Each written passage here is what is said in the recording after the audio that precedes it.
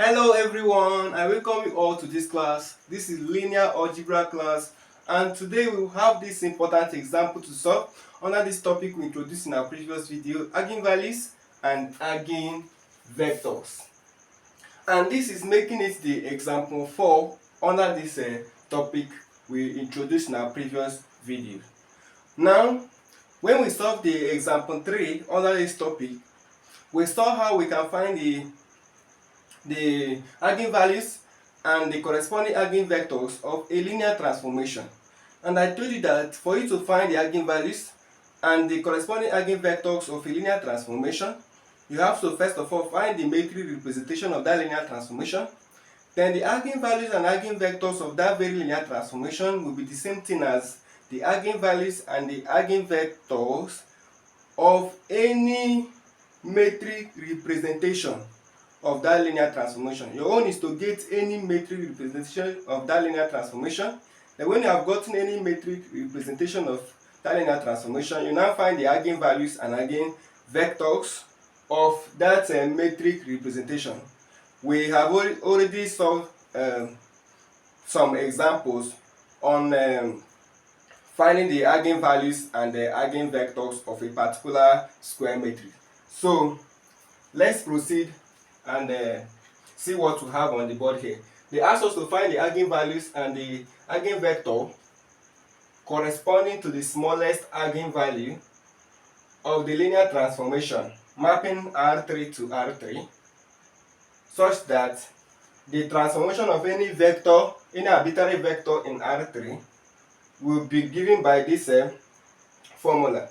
So with this we can get our metric representation. Now, for you to find the metric representation of a linear transformation, you will find it with respect to certain set of bases.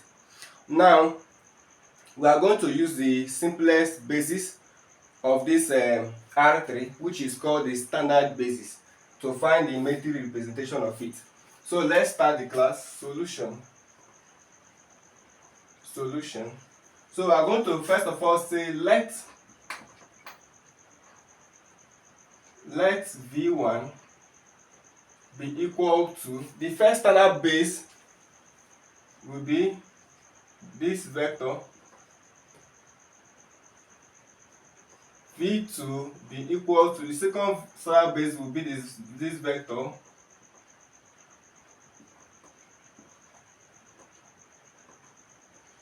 vector, and V3 be equal to, the third standard base will be this vector.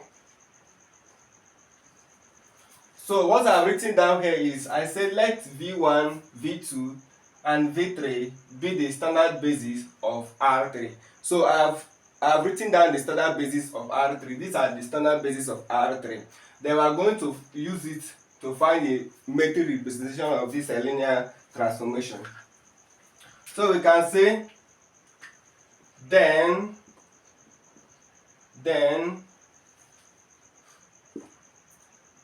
transformation of V1 will be transformation of, what is your V1? This vector. So let's get the transformation of V1. The first entry is your X, as we have it here. The second entry is your Y, and the third entry is your what? Z, right? So the first thing we have here is 2 multiplied by X, 2 multiplied by the first entry, 2 multiplied by 1 is 2, minus Y is the second entry, Y is 0, plus 6 multiplied by Z, Z is the third entry, 6 multiplied by 0 is 0, plus 0. So what you got is just basically 2. Then coming to what we have second here, what we have second here is Y, and Y is the second entry here is 0, right? Then what we have third here is 4Y plus 3Z. Y here is 0, 4 multiplied by 0 is what? 0, plus Z is 0, 3 multiplied by 0 is what? 0, 0 plus 0, 0. So this is basically what we have. Then the transformation of V2 will be transformation of, this is your V2, the standard base, let's come here. The first entry is 0. 2 multiplied by 0, because of x is the first entry. 2 multiplied by 0 is what? 0. That's 0 minus the second entry is your y, 1, plus the third entry is 0. 6 multiplied by 0 is 0. So basically you have negative 1. Then coming to the second thing we have here is y. Y is the second entry, which is 1. And the third thing we have here is 4 multiplied by y.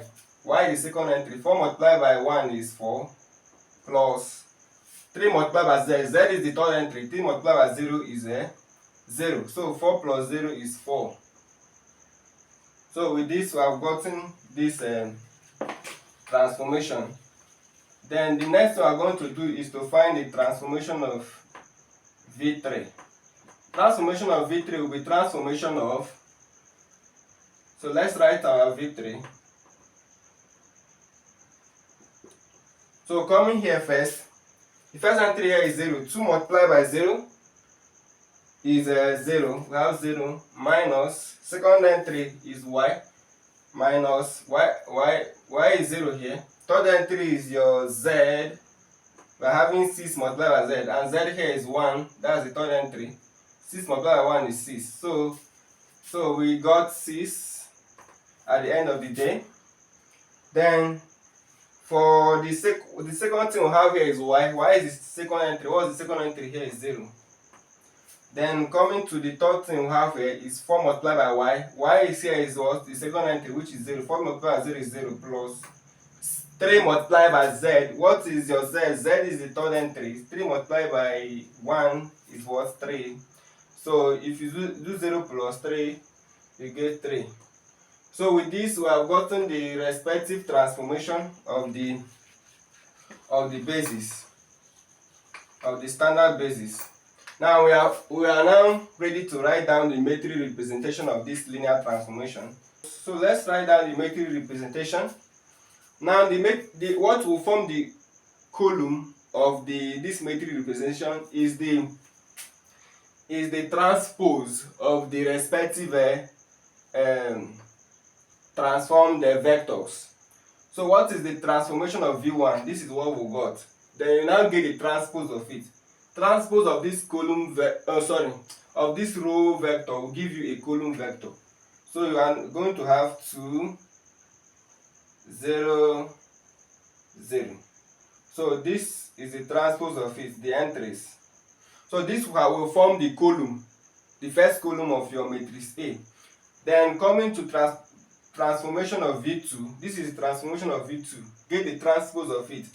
It will change from row vector towards column vector. So it will form the second column of your matrix A. So I have written it down. Then transformation of V3 is this. Get the transpose of it. It will form what? It will form a column vector.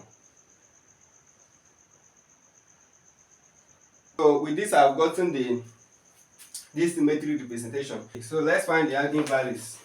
So for the eigenvalues, you solve this equation. Determinant of a minus lambda I and equate it to 0. So this is the equation we are going to solve for you to find the eigenvalues. So this implies determinant of, the first thing is to write your matrix A. That's the first thing we have here. The next thing is minus lambda is a scalar multiplied by I. I is the identity matrix. So this identity matrix will be 3 by 3 identity matrix because our matrix A is 3 by 3. So this is your identity matrix. Then determinant equated to what? 0. So this simply implies determinant of, the first thing is to write our matrix A, then minus, I'm going to use this lambda to multiply the identity matrix. So let's do that. Lambda multiplied by 1 is lambda, lambda multiplied by 0 is 0, lambda multiplied by 0 is 0, lambda multiplied by 0 is 0, lambda multiplied by 1 is lambda, lambda multiplied by 0 is 0, lambda multiplied by 0 is 0, lambda multiplied by 0 is 0, lambda multiplied by 1 is lambda. Then with this I'll use this identity matrix to, sorry, I'll use this, with this I'll use this lambda to multiply identity matrix. I want to copy this my matrix A somewhere because I'm going to need it. I want to clean the space, I want to clean the board. So let's copy it here. So I've copied our matrix A this side. So this implies determinant of, we can subtract the two matrices, 2 minus lambda, 2 minus lambda, negative 1 minus 0 is negative 1, and then 6 minus 0 is 6. Then 0 minus 0 is 0, 1 minus lambda, we have 1 minus lambda. 0 minus 0 is 0, 0 minus 0 is 0, 4 minus 0 is 4, and then 3 minus lambda, I have 3 minus lambda. Determinant equated to 0. So what I'm going to do, I'm going to get the determinant of it, this 3 by 3 matrix. So the first, and I'm going to follow the first row. The first entry will have a positive sign. So I'll write it down, 2 minus lambda. It will have a positive sign. This will be, we are going to have positive, negative, positive. So then determinant of, I'll close the column, close the row. I'll have this 1 minus lambda 4 0 3 minus lambda as the entries. Then I will go to the second entry of the first row. It will have a negative sign, and this one here is negative. So negative, negative with positives, with positive. Determinant of, I'll close the column, close the row. Then I'll have this and this left. 3 minus lambda. So the next thing is to go to the third one. The third one will be positive. We will have positive, negative, positive. So positive 6, determinant of, we close the row, close the column. We now have this left. 1 minus lambda. So this is what we have, determinant equated to 0. So for the first one, we have 2 minus lambda. Then we have this 2 by 2 matrix to find determinant.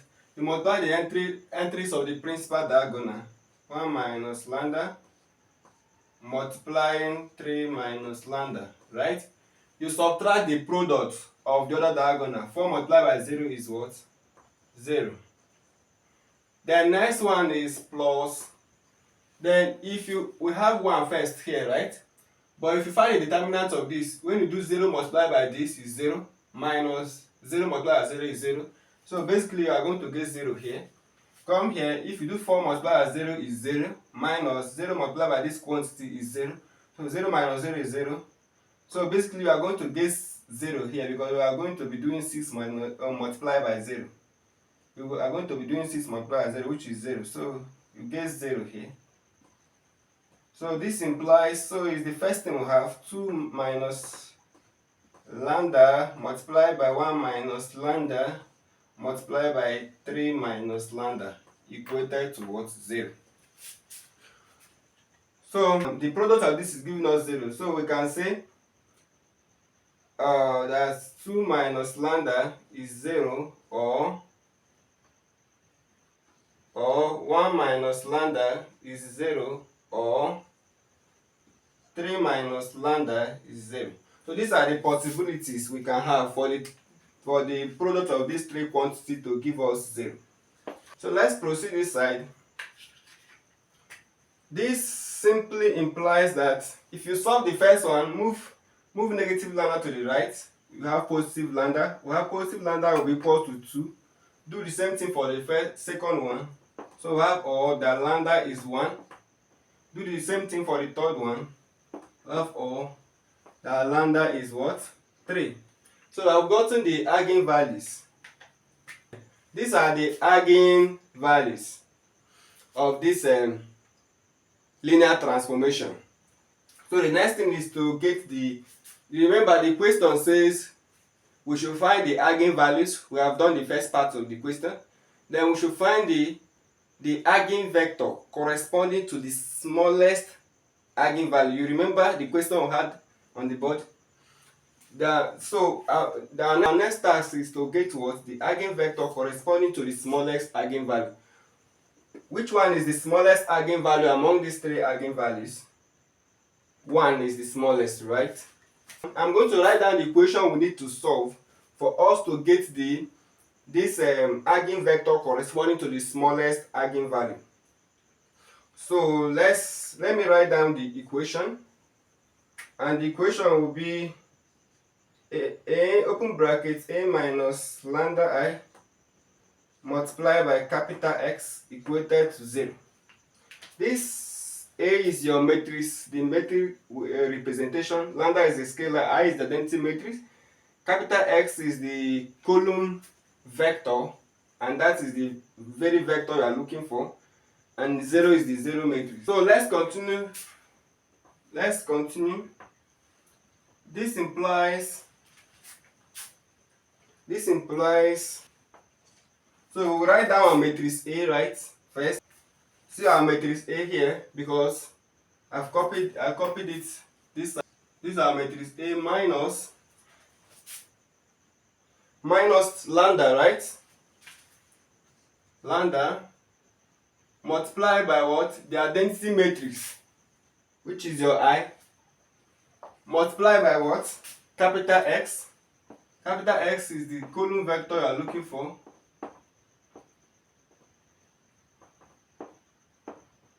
It will have entry. The entries will be x1, x2, x3, because your matrix A is 3 by 3. If your matrix A is 2 by 2, it will have entry x1 and x2 alone. Then your zero vector will be a column zero vector, which will have the same 3 entries. So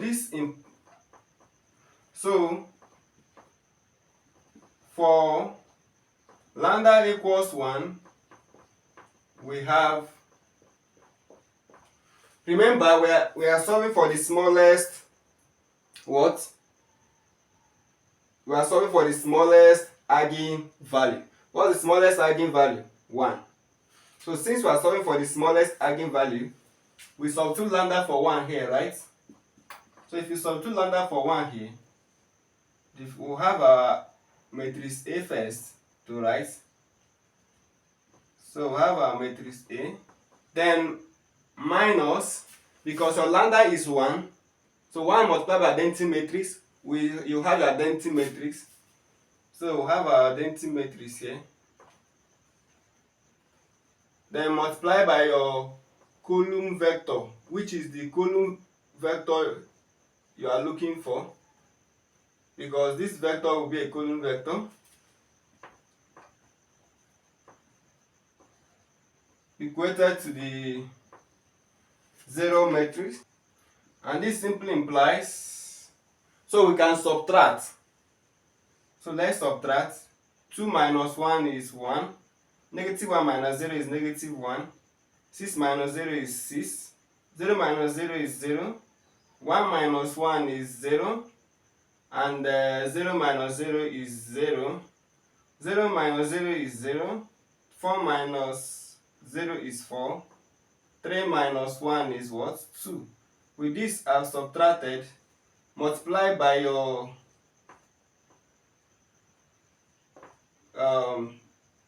multiply by the column vector, which is the vector we are looking for, equated to the zero matrix. So now the next task is to solve this equation. But before we solve it, we are going to reduce this matrix using row operation, so that it will be easy for us to solve it. So let's write the matrix here. Now our matrix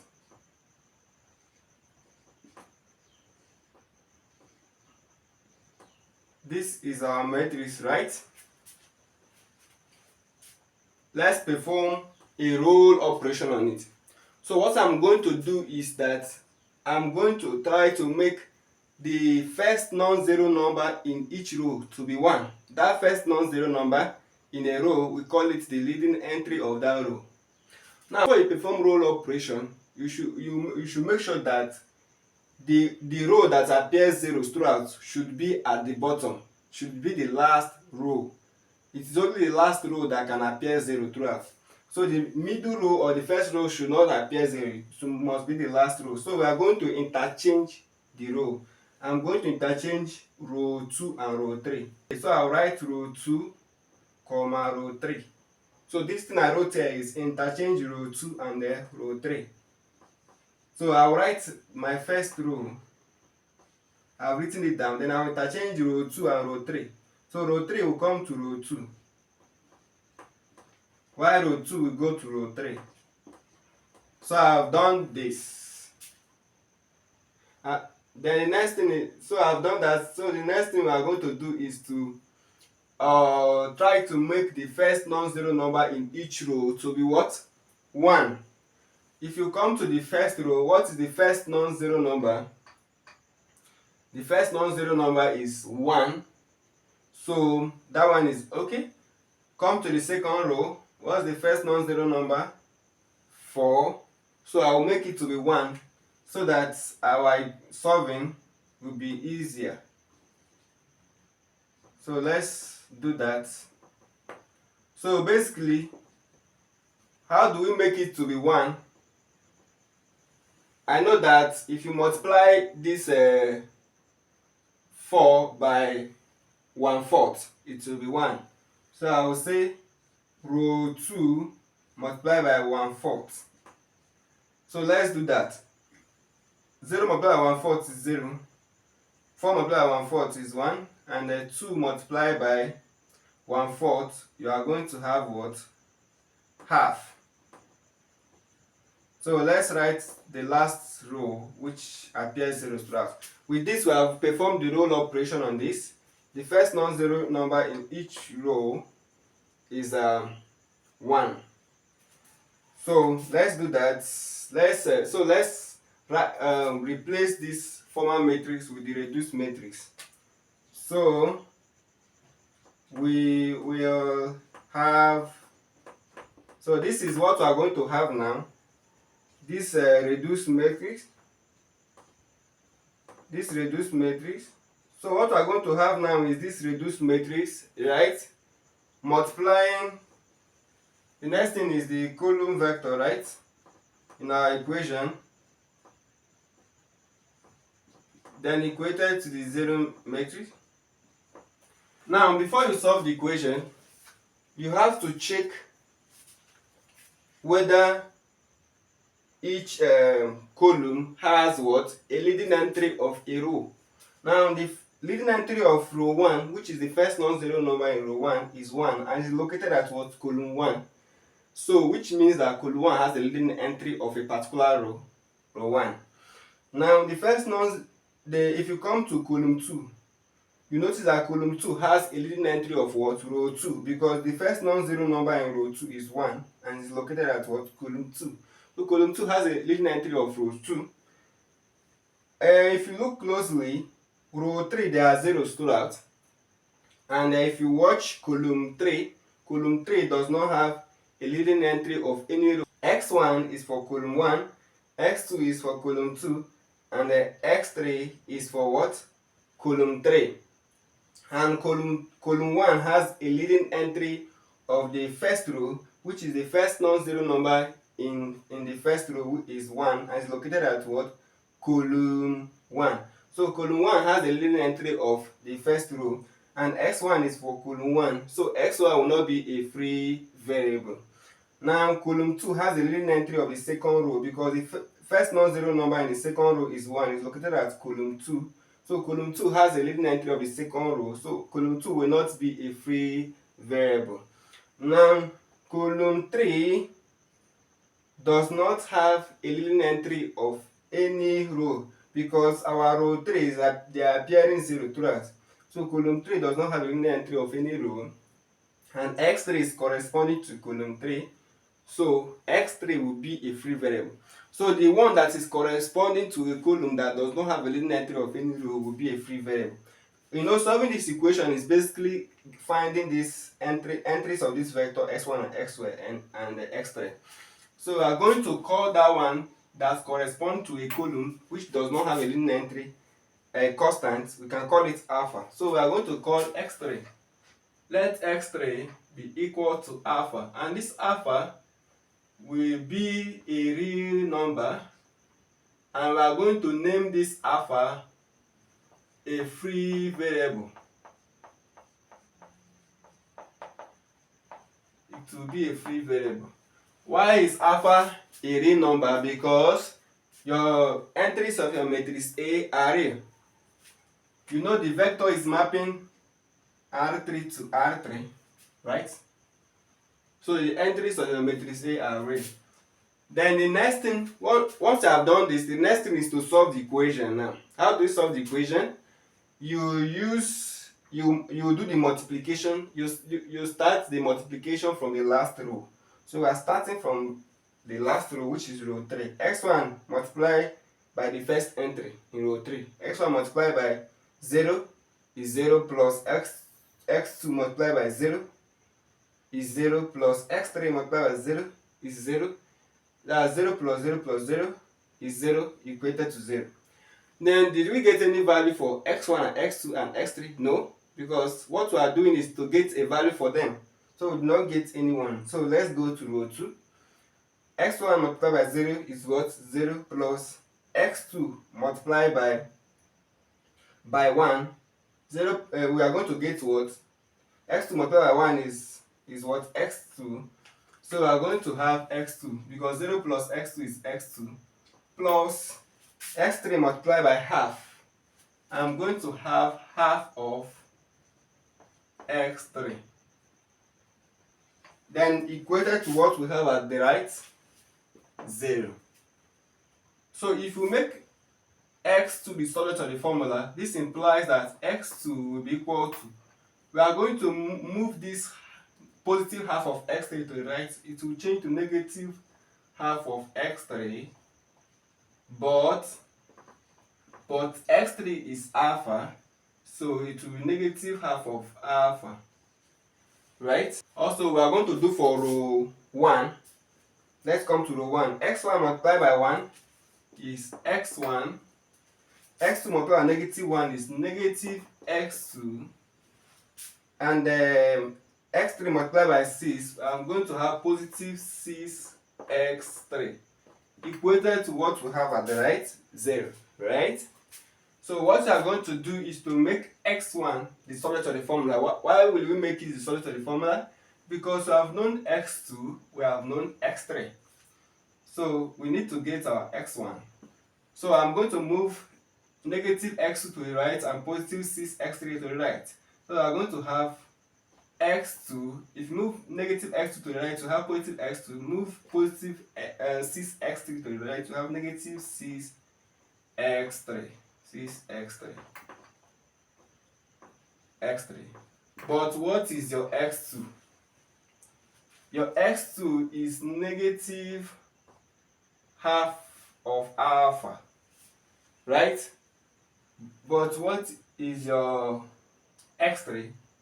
Your x3 is alpha. So we have negative half of alpha minus 6 alpha, right? Minus 6 alpha.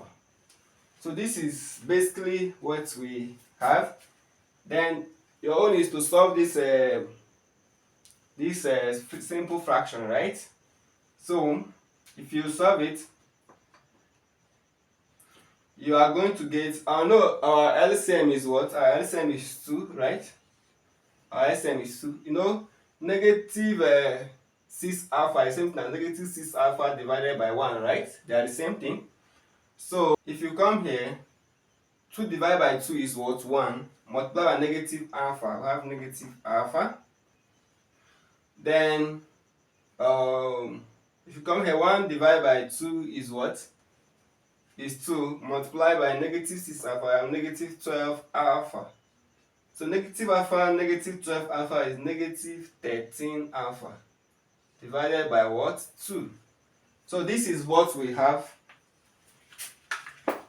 Then proceeding. Then let's proceed. So our our column vector having x3, x1, x2, x3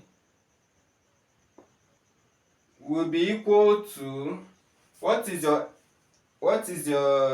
let's write our x1 first. What is your x1? Your x1 is negative 13 over 2 alpha, right? Then what is your x2? Your x2 is negative half of alpha. What is your x3? Your x3 is alpha. Now alpha is a free variable, so I can choose any value for alpha. But I would like to choose the simplest alpha, because alpha is a real number. I will choose any real number for alpha, but the simplest. So I can, because I don't want fraction, so I want whole number as the entries of this vector. For simplicity's sake, I will choose alpha to be what? 2. Because if I choose alpha to be 2, this negative 13 over 2 multiplied by 2 will give me negative 13. Negative half multiplied by 2 will give me negative 1. So with this I'll clear the fraction, right? So let's do that. I'm choosing alpha to be 2. So negative 13 divided by 2 multiplied by 2, I have negative 13. Negative half multiplied by 2, I have negative 1. Then I will have alpha here, and our alpha is 2. And this we got at what? At alpha equals 2. With this we have gotten only one vector corresponding to this smallest eigenvalue. So thank you so much for being part of this class. See you in our next class. Bye.